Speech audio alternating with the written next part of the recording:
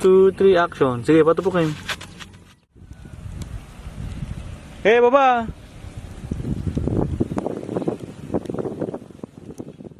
Gapan City ng probinsya ng Nueva Ecija. Yan. Okay. Meron lang kasi akong napagtanto. At ito din na-discover ko din.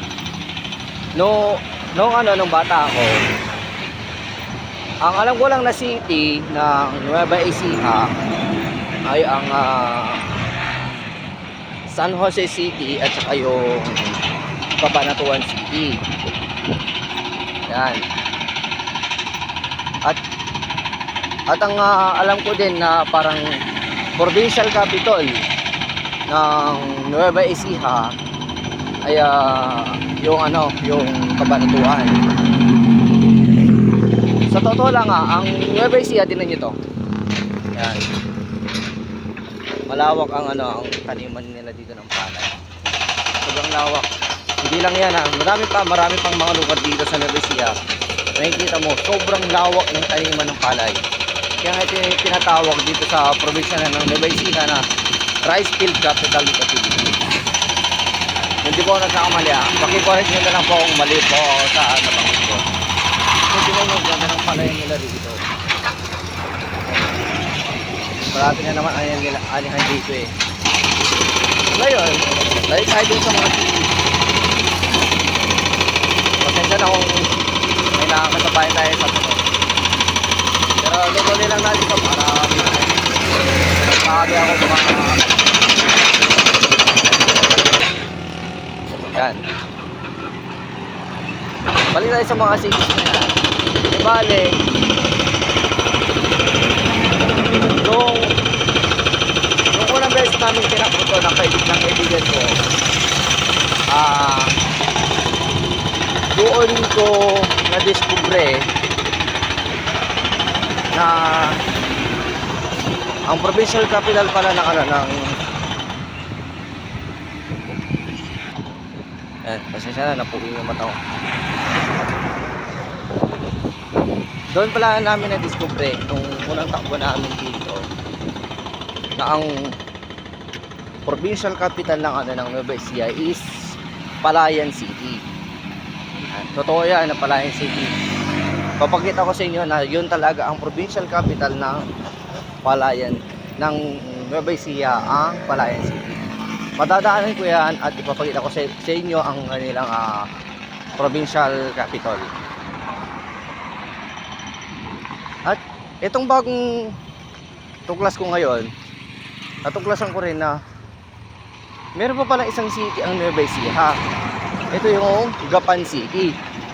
So ibig sabihin, 4 yung city dito sa Nueva Ecija. Pero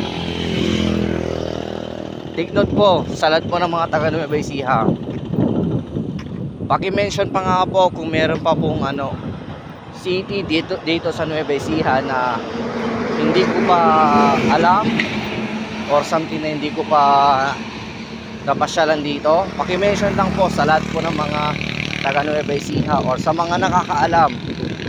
Yan.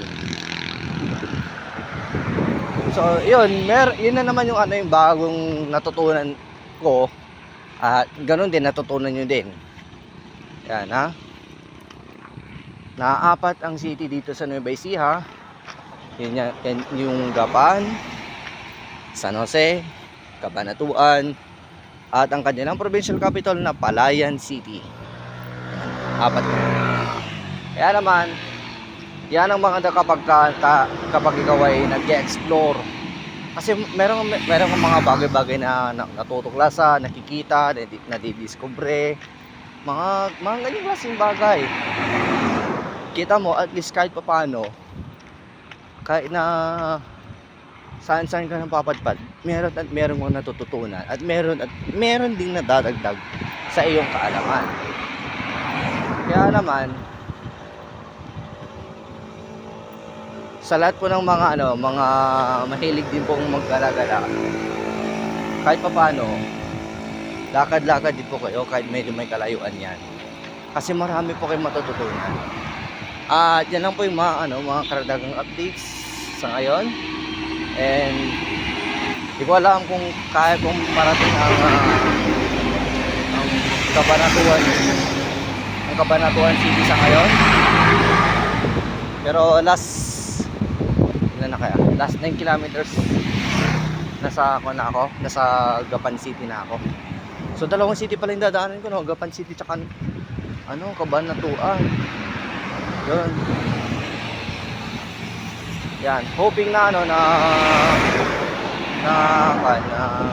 marating ko yung mga yan at this moment. And at ang oras is 3 PM, exactly 3 PM ng hapon. Kaya yan, mamaya na lang ulit ako mag-update, and yun, kita-kits ulit mamaya.